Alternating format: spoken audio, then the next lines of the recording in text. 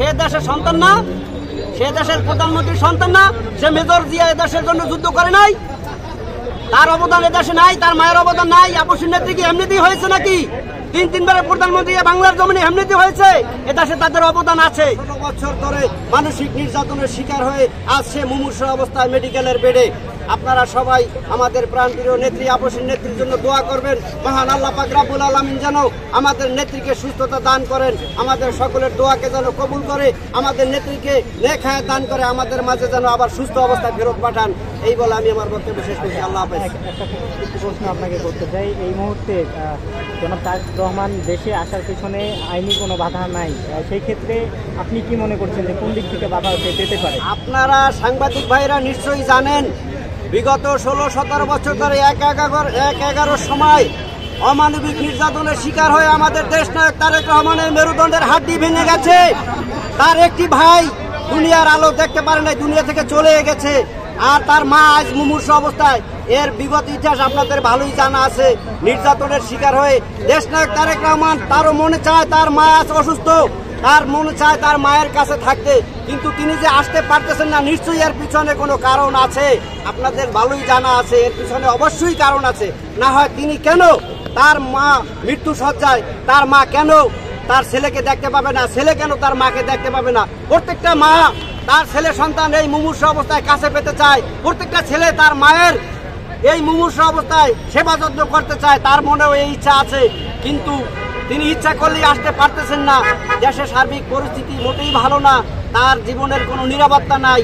তিনি বিএনপি জাতীয়তাবাদী দলের প্রধান, এখন তার জীবনের নিরাপত্তা, দেশের যে অস্থিতিশীল পরিস্থিতি, আইন শৃঙ্খলার অবনতি, এই মুহূর্তে তার দেশে আসা মোটেই নিরাপদ নয়। আপনার কোন দিক থেকে মনে করছেন যে তারেক রহমান এখন দেশে আসাটা নিরাপদ নয়? আপনি বিগত এই ৫ তারিখের পর থেকে দেশের আইন শৃঙ্খলা পরিস্থিতি আপনারা সবাই অবগত আছেন।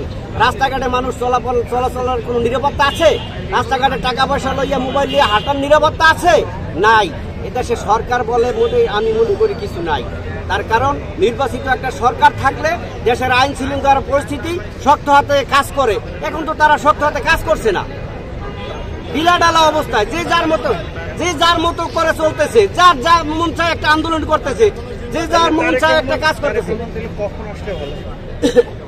আমি মনে করি দেশের আইন শৃঙ্খলা পরিস্থিতি যদি তারা সম্পূর্ণরূপে তার সিকিউরিটি দেওয়ার অদাবদ্ধ হয় যে না আপনি আসেন, আমরা আপনার সিকিউরিটি দেব, হ্যাঁ, সরকারের পক্ষ থেকে যদি জাতির উদ্দেশ্যে প্রকাশ্য ঘোষণা আসে যে হ্যাঁ আপনি দেশে আসেন, আমরা আইন শৃঙ্খলা বাহিনী পুরো সরকার আপনাকে ট্যাকেল দেব, প্রোটোকল দেব, আপনার জীবনের নিরাপত্তা দিব, তাহলে একদিকে তো বলা হয়, অন্যদিকে পর্দার আড়ালে আবার বলা হয়। কেন বলা হয় যে ওয়ান টাইম একদিনের মাঝে ট্রাভেলস এজেন্সি তাকে পাস দেওয়া হবে? কেন? সে তো বাংলার সন্তান, সে তো শহীদ দেশের সন্তান না? সে দেশের প্রধানমন্ত্রীর সন্তান না? সে মেজর জিয়া দেশের জন্য যুদ্ধ করে নাই?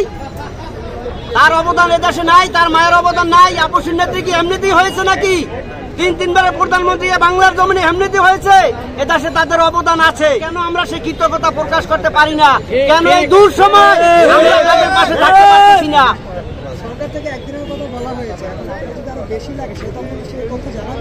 কেন সরকার থেকে এভাবে কমিটমেন্ট দেওয়া হবে? সরকার থেকে এভাবে কমিটমেন্ট কেন দেওয়া হবে যে একদিনের জন্য তাকে দেশে আসতে দেওয়া হবে? কারণ কি? তিনি কি বাংলার নাগরিক না?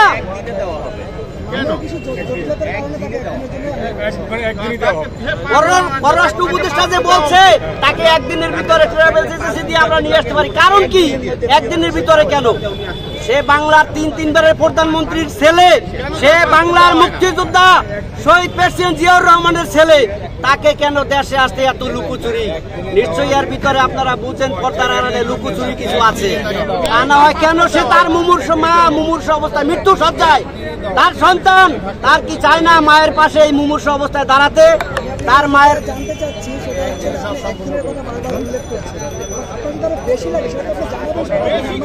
বেশি কেন? তার দেশে আসার পরিপ্রেক্ষিতে আলটিমেটাম কেন যে সীমিত সময় একদিন? আলটিমেটাম কেন?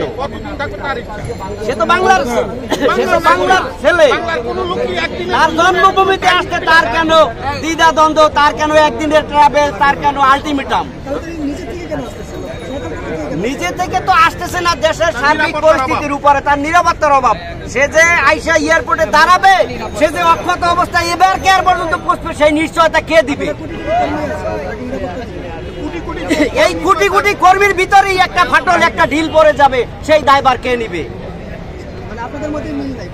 এই কোটি কোটি কর্মীর ভিতরে এখানে আমরা বহুত লোক আছি, এখানে এর ভিতরে যদি একটা লোক, আমি দেখো সাংবাদিকদের সামনে, আপনারা অনেকগুলো সাংবাদিক আছেন, আমি কথা বলতেছি, এর ভিতরে আমার পিছন থেকে যদি আমার একজন এখন আক্রমণ করে, সে দায়ভার কে নেবে?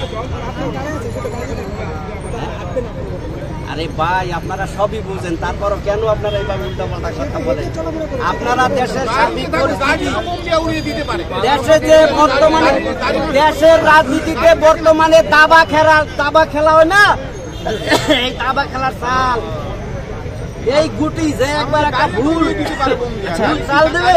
আপনারা যেটা ইঙ্গিত করছেন, সেটি কি আসলে কোন দলের লোকেরা করতে পারে বলে আপনি মনে করেন? আমি মনে করি দেশের এই বর্তমান পরিস্থিতিতে তার মতো একটা ভিআইপি পার্সন লোক এই দেশে আসার নিরাপত্তা আমি গম্য মনে করি না। তার কারণ দেশের আইন শৃঙ্খলা পরিস্থিতি সক্রিয়ভাবে নির্বাচিত সরকারের আমলে যেভাবে আইন শৃঙ্খলা পরিস্থিতি সক্রিয়ভাবে মাঠে কাজ করে, সেইভাবে কাজের উপলব্ধি আমি করতে পারতেছি না। আমার মতো একজন কর্মী আমি উপলব্ধি করি না, আর তার মতো একজন ভিআইপি পার্সন, দেশ প্রধান, সে কিভাবে এই ঢিলাঢালা পরিস্থিতির মধ্যে সে তার জীবনের ঝুঁকি নিয়ে কিভাবে বঙ্গোপসাগরের সে ঝাঁপ দিবে? তার মানে কি তার মা অসুস্থ, ঠিক আছে, এখন তো তার ওই আল্লাহর কাছে ফরিয়াদ করা ছাড়া আমি মনে করি আর কিছু করার নাই। এই করুন, এই সময়টা তো তার প্রয়োজন, ঠিক আছে, সে ইচ্ছা করলেই হাইটে ওই দেশ থেকে চলে আইতে পারে না। আপনার কাছে আরেকটা প্রশ্ন, যে বেগম খালেদা জিয়ার যে এই অসুস্থতার পিছনে কোনো ব্যক্তি বা বর্গ বা কাউকে দায়ী মনে করছেন কিনা? এই অসুস্থতা তো সে তিলে তিলে মানসিক নির্যাতনের শিকার হয়ে এই 15-16 বছরে তাকে এই মানসিক টর্চারিং এর কারণে সে আইছে এই অবস্থা। সে যখন এই যে মিথ্যা মামলায় জেলে গেল, সে জেলে যাওয়ার সময় তো সে সুস্থ সবল একজন নেত্রী ছিল। সে জেল থেকে বাহির হইলো, গৃহবন্দী হইলো, সে কেন এখন তার অঙ্গ প্রত্যঙ্গ আঁকেজ? কেউ বলে তার হার্ট সমস্যা, নিশ্চয়ই এর ভিতরে কোনো রহস্য আছে। তাকে মানসিক টর্চারিং করা হয়েছে, তার খাবার দাবারে ব্যাঘাত হয়েছে। সে একটা 3-3বারের প্রধানমন্ত্রী, তাকে যেভাবে অমানবিক আচরণে তাকে যেভাবে মানসিক নির্যাতন, তার চোখের সামনে গুলো তার একটা ছেলে দুনিয়ার জমি থেকে চলে গেল নির্যাতনের শিকার হয়ে, আর একটা ছেলে সে দেশে আসতে পারে না, সে বহু দূরে, সে মা, সে কি এটা তার মনে কি এগুলো আঘাত লাগে না? এই আঘাতের কারণে তার মন কি ক্ষত বিক্ষত হয় না? তার মনে কি রক্তক্ষরণ হয় না? তারপরও সে এই দেশের মানুষকে ভালোবেসে সে বলছে আমি এই বাংলার জমি ছাড়া আমি কোথাও যাব না। আমার 1 ছেলে 2 ছেলে আছে, ও ছেলে চলে যাও, কিন্তু এই দেশে বাংলার হাজারো ছেলে আমার আছে, একথা সে বলে নাই? আপনারা শোনেন নাই? তাইলে তার ভিতরে ওই মনুষ্যত্ববোধ, তার ভিতরে ওই ত্যাগ আছে বিদয়, সে আজও মানুষের দোয়ায় মহান আল্লাহ পাক রব্বুল আলামিন আজও তাকে এই অবস্থায় রাখছে। আমি আশা করি মহান আল্লাহ পাক রব্বুল আলামিন তার এই হাজার হাজার লক্ষ লক্ষ মানুষের দোয়ার বরকতে, আলেম ওলামার দোয়ার বরকতে, ওলিয়া উলিয়ার দোয়ার বরকতে নিশ্চয়ই মহান আল্লাহ তাকে সুস্থতা দান করবেন, তাকে নেক হায়াত দান করবে। তার সুস্থতার জন্য আমরা মহান রাব্বুল আলামিনের কাছে দোয়া করি। দেশের এই ক্লান্তি লগ্নে মহান আল্লাহ দয়া করে যেন তাকে সুস্থতা দান করে আমাদের মাঝে ফিরিয়ে দেয়। আমি মোহাম্মদ আবু ইউসুফ খান, ঢাকা মহানগর উত্তর হাতিঝিল থানা বিএনপি রিক্সা ভ্যান অটো চালক দলের আহ্বায়ক। ধন্যবাদ। আসসালামু আলাইকুম ওয়া রাহমাতুল্লাহ।